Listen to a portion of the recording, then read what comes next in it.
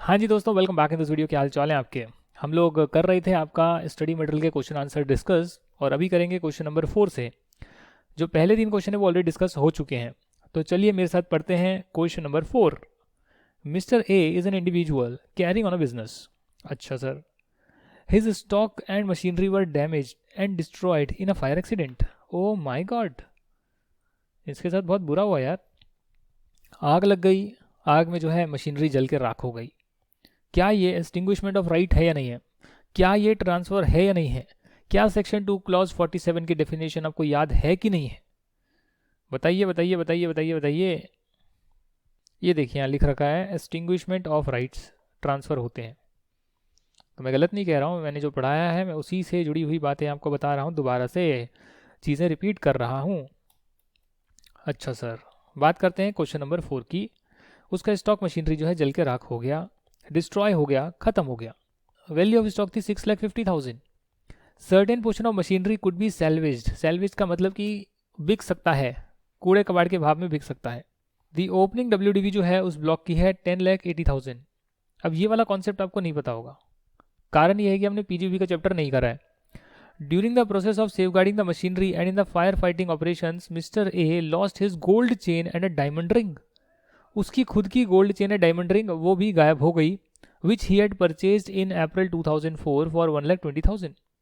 इनकी जो market value है इन दोनों आइटम की as on the date of fire accident was 1,80,000।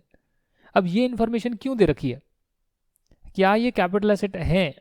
Gold chain, diamond ring, महंगे वाले पर्सनल आइटम्स, क्या ये कैपिटल एसेट हैं? और हैं तो अगर ये चोरी हो गए हैं, लॉस्ट हो गए हैं, तो क्या लॉस्ट होना ट्रांसफर है क्या? इस पर्टिकुलर मुद्दे पर बाद में बात करेंगे, अभी आगे बढ़ते हैं। Mister A receive the following amount from insurance company. ओ, तो पैसा मिल रहा है, उसका इंश्योरेंस किया हुआ था। अब इंश्योरेंस किया हुआ था और पैसा मिल रहा है तो फिर तो समझ जाइए आप। Towards the damage of machinery towards the stock, ये पैसा उसको मिला, ये पैसा मिस्टर ए को मिला। तो यहाँ पर आप इसका क्या टैक्स ट्रीटमेंट करेंगे? तो सबसे पहले आप बताएंगे कि जो आपका स्टॉक लॉस हो गया है, डैमेज हो गया है, उसे हम ट्रांसफ़र मानते हैं। 4,80,000 जो इंश्योरेंस कंपनी से मिलेंगे, 4,80,000 जो मिलेंगे स्टॉक के लिए। Stock is not a capital asset, number 1 thing. Stock in trade capital asset नहीं है, बट फिर भी लॉस्ट हो गया, इंश्योरेंस कराया था, पैसे मिलेंगे, बिजनेस प्रोफेशन की इनकम में जाएगा। PNL जब बनाते हैं ना, तो यहाँ इनकम में जाता है claim receive from insurance company. वो पैसा मिला आपको, क्लेम मिला आपको, तो क्रेडिट साइड पे जाएगा। 4,80,000 जो रिसीव हुआ है वो आपका क्रेडिट साइड पे जाएगा। फर्दर जो आपका स्टॉक का लॉस हो गया वो आप यहाँ पर डाल देंगे।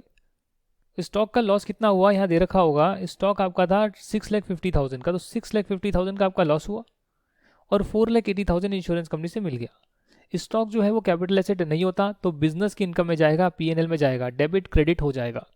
ये हम PGV के चैप्टर में करेंगे। सेकेंड पॉइंट है आपका मशीनरी। तो मशीनरी जो है वो इंश्योरेंस कंपनी ने ले ली है।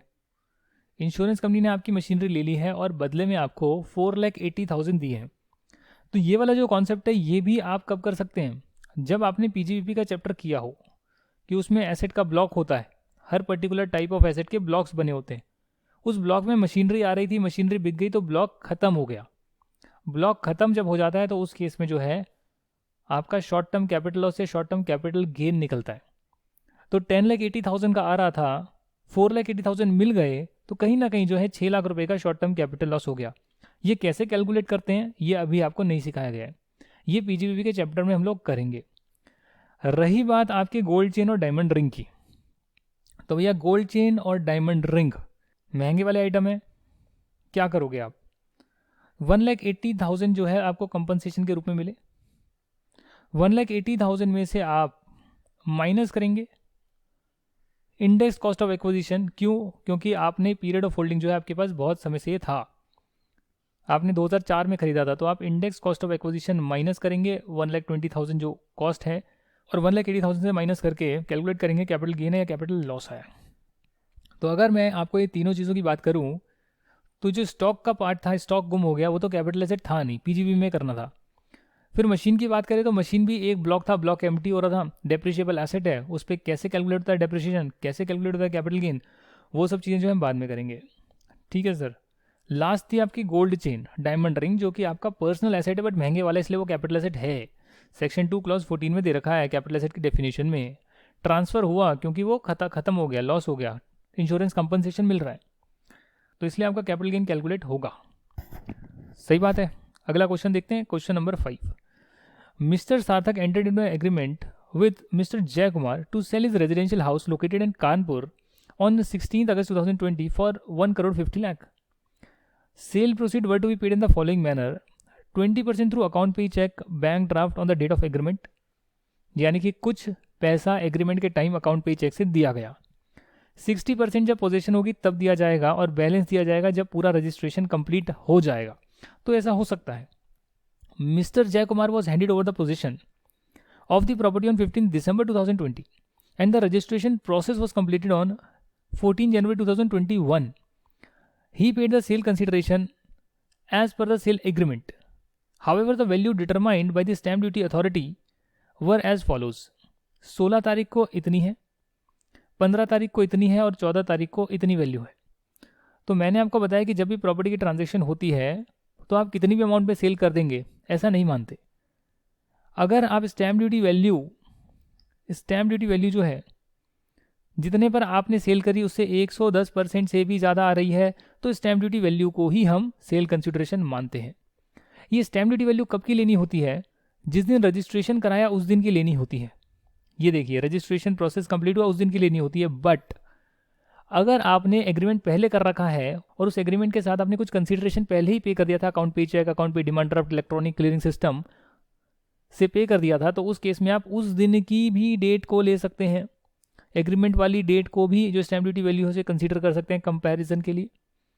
इसमें अगर आप 10% जोड़ेंगे तो आपका करीब करीब आएगा, 15 लाख जोड़ देंगे तो 1,65,000 आएगा, 1 करोड़ 65 लाख आएगा।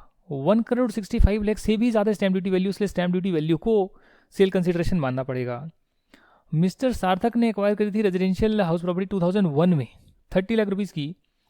After recovering the sale proceed from Jay Kumar, he purchased residential house, 2 residential house property, one in Kanpur and another in Delhi.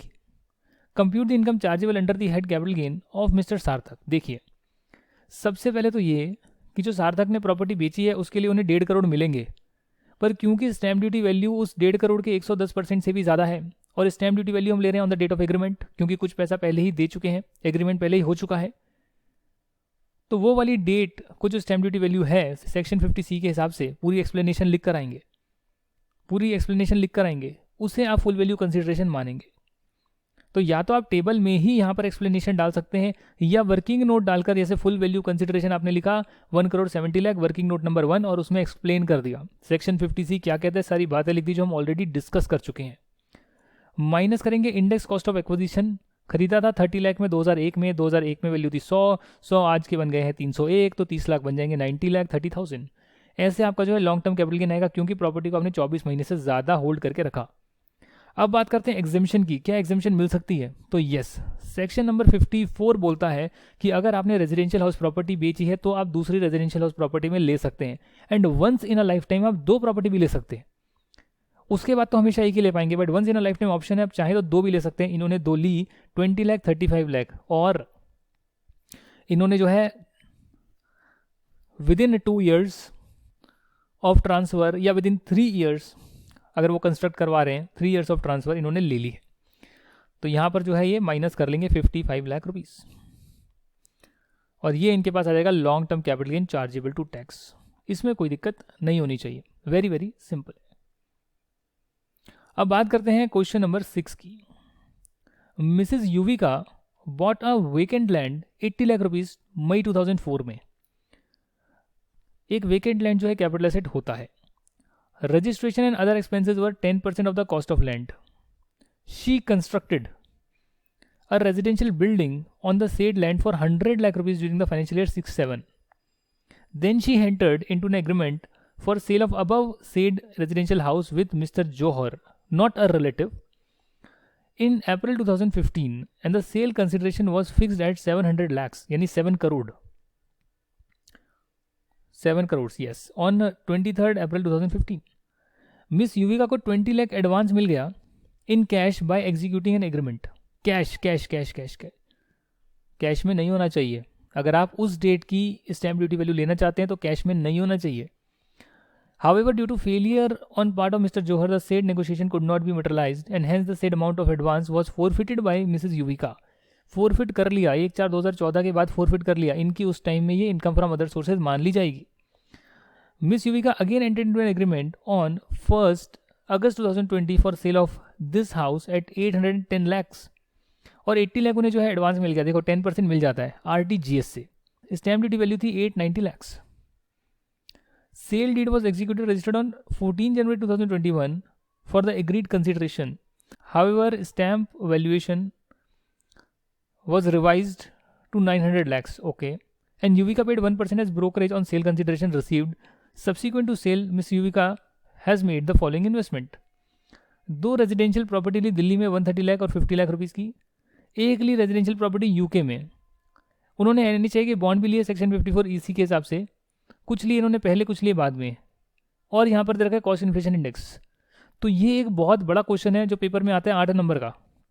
अगर आपके प्रोविजंस क्लियर हैं तो आप इसे बड़ी आराम से कर सकते हैं। बात करते हैं यूविका की। यूविका क्या क्या ट्रांजैक्शन करी है। इनके पास एक वेकेंट लैंड था 80 लाख का 2004 में। रजिस्ट्रेशन के टाइम 10% जो है लैंड की कॉस्ट का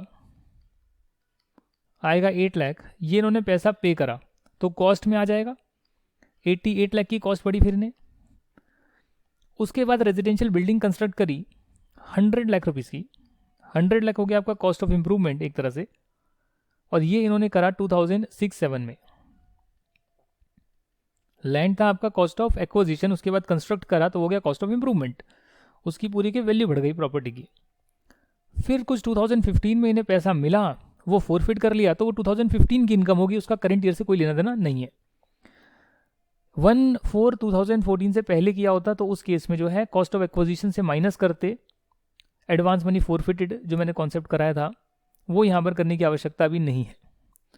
फिर इन्होंने जो है 2021 में जो है 810 लाख का कॉन्ट्रैक्ट करा, 80 लाख इन एडवांस मिला, स्टैम्प ड्यूटी वैल्यू थी 890 लाख। तो अगर मैं 810 लाख में 10% जोड़ दूं 81 तो 891 आएगा।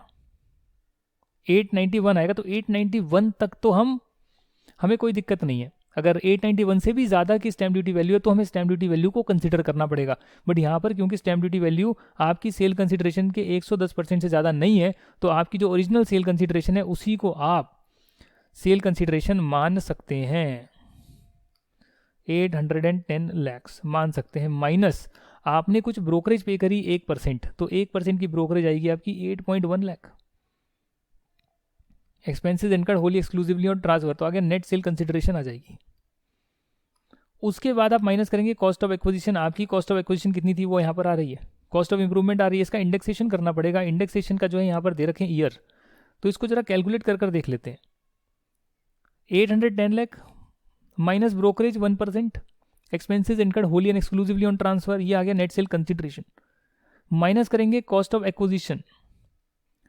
वैसे देखा जाए तो कॉस्ट ऑफ एक्विजिशन में ही इन्होंने जो है रेजिडेंशियल बिल्डिंग को ले लिया है। मतलब कॉस्ट ऑफ इंप्रूवमेंट में कह रहा था, इन्होंने कॉस्ट ऑफ एक्विजिशन ही मान लिया, क्योंकि लैंड एक बिल्कुल अलग एसेट है और बिल्डिंग एक बिल्कुल अलग एसेट है। तो एक तरह से यही हो गया कि आपने वो एक्वायर ही करा है, फिर उसमें कुछ चेंजेस कराएंगे तो उसको इंप्रूवमेंट मान लेंगे। तो this can also be a right call, तो इससे कॉस्ट ऑफ एक्विजिशन ही आप मान सकते हैं। कुछ भी लिखेंगे फर्क नहीं पड़ेगा, आंसर तो सेम ही आएगा। 80 लाख रुपीज़ है, रजिस्ट्रेशन फीस वगैरह दी तो 88 लाख हो गया। ये 2004 में जब आपका इन्फ्लेशन इंडेक्स 113 था वो आज 301 बन गया, तो 88 लाख कितने बन जाएंगे, 234.41 लैक्स। सिमिलरली आपने जो कंस्ट्रक्ट करी रेजिडेंशियल बिल्डिंग वो करी थी 100 लैक्स में, और वो कब करी थी 2006-07 में जब कॉस्ट इन्फ्लेशन इंडेक्स था 122, वो आज का बन गया 301, तो 100 लाख कितने बन जाएंगे, 246.72 लाख। आपने पुरानी कॉस्ट को आप नई कॉस्ट पर ले आए, जब एक्वायर करा तब से जब ट्रांसफर कर रहे हैं तब तक, तो ये टोटल आपकी कॉस्ट ऑफ एक्विजिशन आ गई, इंडेक्स कॉस्ट ऑफ एक्विजिशन। तो ये कॉस्ट ऑफ एक्विजिशन ही है, क्योंकि पहले से बिल्डिंग एग्जिस्ट नहीं करती थी और आपने बनाई तो उसको भी कॉस्ट ऑफ एक्विजिशन ही मानेंगे। इसी तरह आपका आ जाएगा लॉन्ग टर्म कैपिटल गेन, क्योंकि 24 महीने आपने अपने पास रखा तो आ गया लॉन्ग टर्म कैपिटल गेन। अब यहाँ पर आप देखेंगे कि आपने जो है 2 प्रॉपर्टीज़ में इन्वेस्टमेंट करी है, जो दिल्ली में है और एक में करी है जो यूके में है। इन्वेस्टमेंट करने पर रोक नहीं है, उसकी एग्जेम्पशन लेने पर रोक है। तो यहाँ अगर आप देखेंगे तो 130 लाख एंड 50 लाख रुपीज़ आपने दिल्ली में इन्वेस्ट करे और इंडिया में इन्वेस्टमेंट करते हो तो दो में कर सकते हो, once in a lifetime. But very important, जो मैंने पहले आपको नहीं बताया पॉइंट, दोबारा से बता रहा हूँ, तब कर सकते हो जब आपका कैपिटल गेन 2 करोड़ से एक्सीड नहीं करता है। यहाँ कैपिटल गेन 2 करोड़ से एक्सीड करता है, 3.2 करोड़ के आसपास है, इसीलिए आप 2 प्रॉपर्टी वाली एग्जम्पशन नहीं ले सकते हैं, कभी भी नहीं ले सकते हैं। हाँ, कभी आपका 2 करोड़ से कम का होगा तो ले सकते हैं once in a lifetime, but अभी तो नहीं ले सकते हैं। तो इसलिए 130 लाख की ही एग्जम्पशन लेंगे, यानी जो सबसे ज़्यादा महंगी प्रॉपर्टी ली है उसको आप एग्जम्पशन में कंसीडर करेंगे। एंड जो आपने जो है सेक्शन 54 EC जो एक अलग सेक्शन है, उस पर आपने जो है 50 लाख तक की अलाउड है। भले आपने 50 लाख पहले कर दिया, 40 लाख बाद में कर दिया नेक्स्ट फाइनेंशियल ईयर में, बट टोटल 50 लाख रुपए की एग्जम्पशन अलाउड है। टोटल 50 लाख की एग्जम्पशन अलाउड है, वो आप यहाँ ले सकते हैं। एक्सप्लेनेशन यहाँ लिख कर आएंगे जो हमने ऑलरेडी डिस्कस कर लिए। ये आ गया आपका लॉन्ग टर्म कैपिटल गेन। जो 20 लाख का एडवांस जो था वो आपने क्या किया था, फोरफिट किया था, वो आपका income from other sources consider होगा। बात करते हैं क्वेश्चन नंबर 7 की। Mister Shiva purchased house property on February 15, 1979, यानी 1/4/2001 से इंडेक्सेशन शुरू होती है, बट आपने उससे पहले कोई प्रॉपर्टी ली हुई है 3,24,000 की। In addition he also paid stamp duty value 10% on the stamp duty value of 3,50,000। उन्होंने उस टाइम स्टैम्प ड्यूटी वैल्यू पे करी होगी।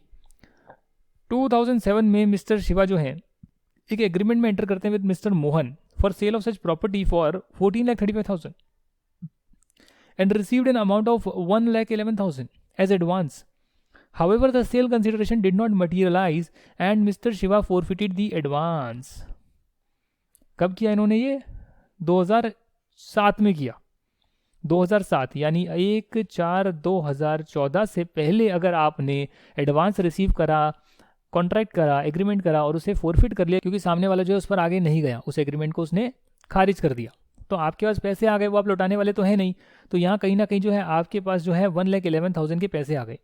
अगर आपने इसको 1/4/2014 से पहले करा है फोरफिट तो उसको आप स्ट्रेट अवे टैक्सेबल नहीं करते, बल्कि जब आप एक्चुअली में प्रॉपर्टी बेचेंगे तो सेल में से जब कॉस्ट माइनस करेंगे उस कॉस्ट को कम कर देंगे जितना पैसा ऑलरेडी रिसीव हो गया, कि बोलेंगे इतनी कॉस्ट लगी बट इतना तो मेरे को पहले ही मिल गया। तो नेट कॉस्ट जो है ना उसे माइनस करेंगे तो ऑटोमेटिकली कैपिटल गेन ज़्यादा टैक्सेबल हो जाएगा। मई 14 में जो है यानी 1/4/2014 के बाद उन्होंने फिर एग्रीमेंट में एंटर करा 20,25,000, फिर इन्हें एडवांस मिला, फिर जो दीपिक्षा है उसने पैसे नहीं दिए, बैलेंस पे नहीं करा और ये अमाउंट फिर फोरफिट कर लिया। बट इस टाइम जो है ये अमाउंट सीधा सीधा इनकम फ्रॉम अदर सोर्सेज में टैक्सेबल होगा, क्योंकि 1/4/2014 के बाद प्रोविजंस चेंज हो गए थे और वहाँ ये बोला गया कि अगर आप एडवांस मनी को फोरफिट कर रहे हैं तो वो सीधा सीधा आपकी इनकम फ्रॉम अदर सोर्सेज है, क्योंकि कैपिटल एसेट ट्रांसफर तो हुआ नहीं, तो कैपिटल गेन हम कैसे चार्जेबल करें, इसलिए वो इनकम फ्रॉम अदर सोर्सेज में टैक्सेबल माना जाएगा। अब नवंबर आ गया, नवंबर 20 आ गया और वहाँ पर मिस्टर शिवा ने एक और एग्रीमेंट में एंटर करा मिस्टर मनीष के साथ। पहले मोहन थे, फिर दीपिक्षा आई, फिर मनीष आ गया। For sale of such a house for 30,50,000 and received an amount of 1,50,000 as advance through an account payee cheque. Mr. Manish paid the balance entire sum and Mr. Shiva transferred the house to Mr. Manish on February 2021. उन्होंने एक brokerage भी दी है mister Shiva ने 1% sale consideration का। 1/4/2001 को fair market value थी 11,85,000, जो आपके पास ऑप्शन दिया है कि अगर आप 1/4/2001 से पहले प्रॉपर्टी लेंगे तो आप उस दिन से 1/4/2001 तक का इंडेक्सेशन नहीं कर सकते। इसके लिए ऑप्शन दिया कि 1/4/2001 की मार्केट वैल्यू को ही अपनी कॉस्ट बना सकते हो और फिर उसके बाद इंडेक्सेशन कर सकते हैं।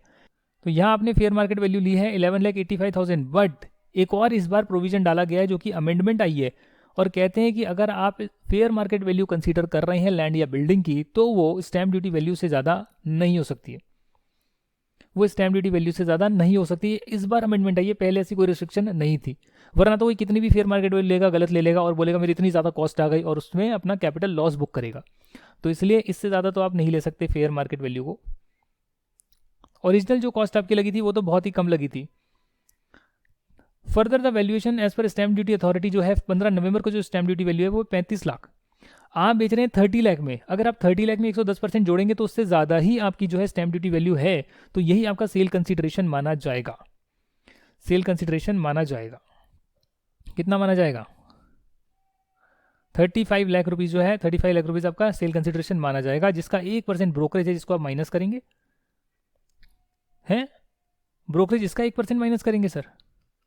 No, very important, very important. Brokerage हमेशा चाहे अकाउंटेंसी का कॉन्सेप्ट हो, एसएफएम का हो, कोई भी हो, ब्रोकरेज हमेशा ट्रांजैक्शन वैल्यू पे लगती है, ट्रांजैक्शन वैल्यू पर लगती है। अगर आपकी डील हुई है 30,50,000 की तो 1% 30,50,000 का ही बनेगा, भले ही आप सेल कंसीडरेशन ज़्यादा क्यों नहीं ले रहे हो। वो तो अलग प्रोविजन है कि सेल कंसीडरेशन को हम 35 लाख मानेंगे, स्टैम्प ड्यूटी वैल्यू को ही सेल कंसीडरेशन मानेंगे, क्योंकि आपकी जो आप जिसमें बेच रहे हैं उससे 110% से भी ज़्यादा तो स्टैम्प ड्यूटी वैल्यू ही है। आपको इंजस्टिस लगता है, प्रोसेसिंग ऑफिसर को बोल सकते हैं, वो वैल्यूएशन ऑफिसर को भेज देगा, बट फिलहाल हम 35 लाख को ही आपकी जो है सेल कंसीडरेशन मानेंगे। माइनस कर देंगे 1%, 1% तो किसका माइनस होगा, जो ट्रांजैक्शन हुई है 30,50,000 की, और ऐसे आपका नेट सेल कंसीडरेशन आएगा, जिसमें से आप index cost of acquisition minus करेंगे। कैसे माइनस करेंगे आप, देखिए आपके पास जो है 10,70,000 है, 10,70,000 में आपने कुछ आपने 10% स्टैम्प ड्यूटी के पैसे दिए थे, वो भी कॉस्ट में ऐड होंगे। तो आप कैसे देख रहे हैं इसको, 3,24,000 आपने खर्चा करा, 3,24,000 में यहाँ दे रखा है कि आपने 10% स्टैम्प ड्यूटी वैल्यू का दिया, तो कितना हो गया, 35,000 रुपये हो गया। तो 35,000 और जोड़ोगे इसमें तो आपकी कॉस्ट आएगी, ये आपकी एक्चुअल कॉस्ट है। बट ये जो है 10,70,000 जो है ये आपका एक तरह से फेयर मार्केट वैल्यू है 1 अप्रैल 2001 की, क्योंकि इससे पहले का इंडेक्सेशन अवेलेबल नहीं, तो ऑप्शन है कि आप ये भी ले सकते हैं। तो डेफिनेटली आप ज़्यादा ही लेंगे ना सर कॉस्ट ऑफ एक्विजिशन। उस कॉस्ट ऑफ एक्विजिशन को आप माइनस कर देंगे जो आपने एडवांस मनी फोरफिट करी है मोहन से, क्योंकि ये आपने 1/4/2001 से पहले फोरफिट करी है 1,11,000, और ये आपकी जो है एक्चुअल कॉस्ट ऑफ एक्विजिशन आएगी फॉर इंडेक्सेशन। इसे आप बोलेंगे कि 2001 में ये 100 रुपये था तो अभी 301 बन गया है, तो ये 9,59,000 अभी के कितने बन गए होंगे, वो निकल कर आ गया आपका 28,86,590। तो ये जो है आपका यहाँ आ जाएगा इंडेक्स कॉस्ट ऑफ एक्विजिशन। इन्होंने यहाँ माइनस करा हुआ index cost of improvement, but वो इंप्रूवमेंट कहाँ से लेकर आए मुझे क्लियर नहीं हो रहा है। इंप्रूवमेंट कहाँ से लाए भाई, ये इंडेक्स कॉस्ट ऑफ इंप्रूवमेंट कहाँ से आए, cost of construction of first floor in August 2014। अगस्त 14 में कोई क्या फ्लोर कंस्ट्रक्ट करा है क्या 3,90,000 का, यहाँ कहीं 3,90,000 गिवन है क्या, ये रहा। अच्छा 2014 में मिस्टर शिवा ने एक फर्स्ट फ्लोर भी कंस्ट्रक्ट करा, ये हमसे मिस हो गई लाइन। तो जब भी हम कैपिटल गेन का क्वेश्चन पढ़े या कोई भी क्वेश्चन पढ़े उसको बारीकी से पढ़े, कोई एक लाइन मिस हो गई तो बहुत गड़बड़ हो जाएगी। तो 3,90,000 जो है कॉस्ट ऑफ इंप्रूवमेंट है 2014 में, तो 3,90,000 उस टाइम कितना था, 240 का इंडेक्सेशन था, वो 301 बन गया, तो 3,90,000 बन जाएंगे 4,89,125। ये आपका बन जाएगी इंडेक्स कॉस्ट ऑफ इंप्रूवमेंट। इसीलिए आप जब index cost of improvement minus करेंगे, index cost of acquisition minus करेंगे, तो आपका लॉन्ग टर्म कैपिटल गेन आएगा। यानी कि एक क्वेश्चन में आपको सारे प्रोविजन इंप्लीमेंट करके बताने हैं, एग्जेम्पशंस भी आएगी, इंडेक्सेशन भी होगा, करना है या नहीं करना, पीरियड ऑफ होल्डिंग भी आएगा, फुल वैल्यू कंसिडरेशन भी आएगा, कॉस्ट क्या लेनी है वो भी आएगा, हर चीज़ आएगी, एडवांस मनी फोरफिटेड भी आ गया। एक क्वेश्चन में सब कुछ देंगे ये, तब आपसे जो है 8 नंबर वसूलेंगे। मतलब अगर आपको 8 नंबर वसूलने हैं तो आपको ये सब पता होना चाहिए। इसके बाद जो है एक क्वेश्चन हमारा और रहता था, और वो करवाने से पहले मैं पहले ही बता देता हूँ कि जब भी हम स्टडी मटेरियल के क्वेश्चन करें तो उससे पहले आपके प्रोविजंस आपको रिवाइज करके ही आने हैं। समझ रहे हैं आप, प्रोविजंस आपको रिवाइज कर कर ही आने हैं। अगर आप वो नहीं कर कर आएंगे तो कहीं ना कहीं आप अपने आप को धोखा दे रहे हैं।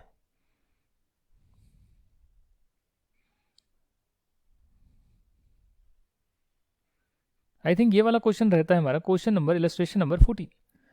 ये कहते हैं calculate the income tax liability for assessment year 21-22 in all the cases जिसमें मिस्टर ए जो है सीनियर सिटीजन नहीं है, बी सीनियर सिटीजन है, सी वेरी सीनियर सिटीजन है, डी वेरी सीनियर सिटीजन है। ये रेजिडेंट है, ये नॉन रेजिडेंट है, ये रेजिडेंट है, नॉन रेजिडेंट है। अच्छा सर ऐसा क्यों लिखा है, क्योंकि कई सारी चीज़ें बेनिफिट जो है हम रेजिडेंट को देते हैं, नॉन रेजिडेंट को नहीं देते हैं। आपको पता लग जाएगा। देखिए total income other than long term capital gain सबकी दे रखी है। लॉन्ग टर्म कैपिटल गेन भी दे रखा है 15,000 from sale of vacant site, 10,000 from sale of listed equity share on which STT has been paid, 60,000 from sale of rural agriculture land. Exempt होता है sir, ये rural agriculture land को बेचोगे exempt होता है। इनकी एक ऑप्शनल स्कीम भी आई है, उनके लिए इसने ऑप्ट नहीं करा, ये माना जाएगा। और ऑप्शनल स्कीम क्या है वो हम टोटल इनकम के चैप्टर में अलग से पढ़ेंगे। अब यहाँ जो रेजिडेंट है मैं आपके साथ डिस्कस कर रहा हूँ एक एक केस। मिस्टर ए का जो 45 ईयर्स के हैं, ये रेजिडेंट है, इनकी बेसिक एग्जेम्पशन लिमिट कितनी होगी 2.5 लाख रुपीज़। ये सीनियर सिटीजन है बट ये नॉन रेजिडेंट है, इसलिए इनकी बेसिक एग्जेम्पशन लिमिट होगी 2.5 लाख। जो अपने लोग हैं रेजिडेंट हैं और जो सीनियर सिटीजन है उनको हमने ज़्यादा की लिमिट दी है, नॉन रेजिडेंट को हमने उतनी ही लिमिट रखी है जो नॉर्मली होती है 2.5 लाख रुपए की। ये आपको क्या बेसिक कॉन्सेप्ट में क्लिक हुआ था? अब प्रैक्टिकल एप्लीकेशन आ रही है तो आपको क्लिक होगा, अच्छा उसका ये मतलब था। भूल गए, बेसिक कॉन्सेप्ट भूल गए। इनकम टैक्स ऐसी चीज़ है जिसमें एक चीज़ दूसरी चीज़ से इंटरलिंक्ड है, तो बेसिक कॉन्सेप्ट यहाँ पर आ रहा है। बेसिक कॉन्सेप्ट पीजीपी में जाएगा, हर चैप्टर में आपस में लिंकिंग होगी। कैपिटल गेन में पीजीपी की कॉन्सेप्ट है, पीजीपी में कैपिटल गेन आ जाएगा। अगर डेप्रिशिएबल एसेट को बेचोगे हो सकता है उसमें कैपिटल गेन कैलकुलेट हो। एडवांस मनी फोरफिटेड है, इसमें इनकम फ्रॉम अदर सोर्सेज का कॉन्सेप्ट आ गया। हर चीज़ आपस में इंटरलिंक्ड है, तो आपको ये देखना होगा कि आप एक एक चीज़ पे पहले से काम करते चलें, अदरवाइज आप कहीं ना कहीं बाद में फंस जाएंगे कि भाई ये अलग है वो अलग है, सब लिंक्ड है। पूरा टैक्स ही तो निकालना है आपको। You have to calculate income tax, that's it. उसके लिए सारे प्रोविजन एक साथ आने चाहिए। अब ये वेकेंट साइड है, वेकेंट साइड है। लॉन्ग टर्म कैपिटल गेन कितना निकलेगा मुझे बताइए। क्या ये listed equity share, units of equity unit fund, units of business trust जिस पे एसटीटी पेड है उससे आया है लॉन्ग टर्म? नहीं आया। तो यानी कि 20% की रेट लगेगी। 20% की रेट आप लगा दीजिए। 15,000 रुपये है, 20% की रेट लगा दीजिए। कितना होगा 20%? 20% रेट पर टैक्सेबल होगा। अदर इनकम क्या है? 2,40,000 क्वेश्चन में गिवन है। देखिए 2,40,000, तो 2,40,000 है और 15,000 रुपये हैं, तो कहीं ना कहीं बेसिक एग्जेम्पशन लिमिट को, क्या ये अनएग्जॉस्टेड बेसिक एग्जेम्पशन लिमिट को यूज़ कर सकते हैं? अगर इनकी बेसिक एग्जेम्पशन लिमिट 2.5 लाख है और इनकी इनकम जो है वो 2,40,000 है, तो 10,000 इनके पास बच गए। जो स्पेशल रेट पर टैक्स लगने वाली इनकम है हमारी लॉन्ग टर्म शॉर्ट टर्म, उसमें से देखेंगे अच्छा यार ये तो 15,000 है, तो 10,000 तो यूज़ हो सकते हैं क्योंकि मेरी 2,40,000 की ही बाकी इनकम है। तो 10,000 वहाँ से एडजस्ट होंगे तो 5,000 बचेंगे। 5,000 का 20% कितना होता है? 1,000 रुपीज़। ये 1,000 इनका टैक्स आएगा, बट क्योंकि इनकी टोटल इनकम 5 लाख से कम है तो वहाँ रिबेट भी तो मिलेगा। मैक्सिमम रिबेट कितना होता है? 12,500 का मैक्सिमम होता है। अगर उससे कम आ रहा है तो उतना ही होगा। कभी भी आप ज़्यादा माइनस करके नेगेटिव नहीं कर सकते, मैंने आपको बताया। तो रिबेट का कॉन्सेप्ट भी आ गया, लॉन्ग टर्म शॉर्ट टर्म भी आ गया, सब कुछ आ गया। वहीं अगर ये नॉन रेजिडेंट होते तो लिस्टेड इक्विटी शेयर पर आग बंद करके जो इनका आया है, कितना रुपया आया देख सकते हैं। 10,000 आया, तो 10,000 पर कितना होगा? 10,000 पर कितना होगा? रेट लगाओगे। But let me tell you कि जो भी listed equity share, units of equity unit fund, units of business जिस पे एसटीटी पेड है, उससे जो गेन आता है वो 1 लाख रुपए तक एग्जेम्प्ट होता है। 1 लाख रुपए तक एग्जेम्प्ट होता है। 2,80,000 इनकी अदर इनकम है। 2,80,000 पर कैलकुलेट करना सर। 2,80,000 पे कैलकुलेट करोगे टैक्स आएगा 1,500। कैसे? 5%। 30,000 का 5%। 2.5 लाख तक एग्जेम्प्ट, बाकी बचे 30,000। 5% की रेट पे करोगे 1,500 रुपये आएगा। 1,500 टैक्सेबल है, रिबेट मिलेगी नहीं क्योंकि ये नॉन रेजिडेंट है। उस पर हेल्थ एंड एजुकेशन सेस जोड़ोगे तो ये इनकी आएगी टैक्स लाइबिलिटी। वहीं अगर एक और केस लें रेजिडेंट का, जो कि सीनियर सिटीजन नहीं, वेरी सीनियर सिटीजन है, 5 लाख तक एग्जेम्प्ट होता है, रूरल एग्रीकल्चर लैंड बेचा है, वो भी एग्जेम्प्ट होगा। वो भी एग्जेम्प्ट होगा क्योंकि वो कैपिटल एसेट ही नहीं है। इनकी बाकी जो इनकम है वो 5,90,000 है, 5 लाख तक एग्जेम्प्ट होती है, तो 18,000 रुपये आएगा। तो 18,000 रुपये आएगा। 18,000 रुपये रिबेट नहीं मिलेगी क्योंकि 5 लाख से ज़्यादा की टोटल इनकम है, और उस पर हेल्थ एंड एजुकेशन सेस जोड़कर ये इनकी टोटल टैक्स लाइबिलिटी आ जाएगी। अगर वहीं पर मिस्टर डी जो है नॉन रेजिडेंट है और वेरी सीनियर सिटीजन है, तो इन्हें सिर्फ 2.5 लाख की बेसिक एग्जेम्पशन लिमिट मिलेगी, और 4,80,000 तो इनकी बाकी इनकम है। 4,80,000 लॉन्ग टर्म कैपिटल गेन कुछ है नहीं, तो 4,80,000 पर कैलकुलेट करेंगे टैक्स तो आएगा 11,500। रिबेट मिलेगी नहीं क्योंकि नॉन रेजिडेंट है, उस पर हेल्थ एंड एजुकेशन सेस जोड़ेंगे तो इनका आ जाएगी टोटल टैक्स लाइबिलिटी। यानी कि जो आपके बेसिक कॉन्सेप्ट थे वो आपके यहाँ पर भी काम आ रहे हैं। अगर बेसिक कॉन्सेप्ट नहीं आते तो आप कहेंगे ये क्या करा दिया, समझ में नहीं आया। अगर कैपिटल गेन का चैप्टर रिवाइज नहीं किया तो बोलेंगे भैया क्या करा दिया, इतने कॉम्प्लेक्स क्वेश्चन समझ में नहीं आ रहे। बट अगर वहीं आपने आराम से और तसल्ली से सोचा कि नहीं यार कैपिटल एसेट क्या होता है, अच्छा ट्रांसफर क्या होता है, ट्रांसफर क्या नहीं होता, कॉस्ट ऑफ एक्विजिशन क्या होता है, फुल वैल्यू कंसिडरेशन क्या होता है, पीरियड ऑफ होल्डिंग कैसे देखते हैं, वो सब चीज़ें कर आए हैं। एडवांस मनी फॉरफिटेड का क्या कॉन्सेप्ट है, सब कर आए हैं। तो फिर आप कहेंगे हाँ यार सब मुझे आता है, उसकी एप्लीकेशन चेक करनी है, तो ये क्वेश्चन है, ये होना चाहिए, ये समझाया है, बिल्कुल ठीक बोल रहे हैं, प्रोविजन बिल्कुल सीधा लग रहे हैं, तीर निशाने पर लग रहा है। और तब जाकर आपको कॉन्फिडेंस आएगा, हाँ यार ये तो जो मैंने रिवाइज करा है उसको इंप्लीमेंट करके दिखा दिया इस क्वेश्चन में, मज़ा आ गया। उसके बाद जो है ये पूरा होने के बाद आप ये खुद से भी ट्राई कर सकते हैं 1-2 दिन 5 दिन के गैप में, कि चलो कैपिटल गेन का चैप्टर नोट्स बनाए हैं मैंने, या पूरा मैंने ई बुक का प्रिंट आउट लिया है, let's read the e book and then try the question by self without looking at the answer. Solve करेंगे, देखेंगे कहाँ गलती हो रही है, क्या चीज़ मिस हो रही है। जैसे हमसे कोई एक लाइन मिस हो गई, मैंने बताया, तो उसे जब प्रैक्टिस करेंगे तो एग्जाम के लिए आप बिल्कुल ही कठोर बन जाएंगे कि नहीं भैया एक भी चीज़ मिस नहीं होनी चाहिए, एक बारीक बारीक पॉइंट भी जो है वो भी मिस नहीं होना चाहिए। अच्छा नोट्स मैंने पूरी टेबल बनाई, आंसर ठीक निकल गया, यार मैं इसमें और क्या अच्छा कर सकता हूँ, क्या मैं इसमें वर्किंग नोट डालकर कुछ प्रोविजंस और लिख सकता हूँ क्या? तो मुझे लिखने चाहिए। तो ऐसे अपने में इम्प्रूवमेंट लाने की कोशिश करेंगे, तब आप बेहतर बन पाएंगे। ये मेरी आपसे दरख्वास्त है। इस वीडियो को देखने के लिए आपका कई दिल से बहुत बहुत धन्यवाद। हम लोग स्टार्ट करेंगे पीजीपी का chapter from your next class. Thank you, bye bye, जय हिंद।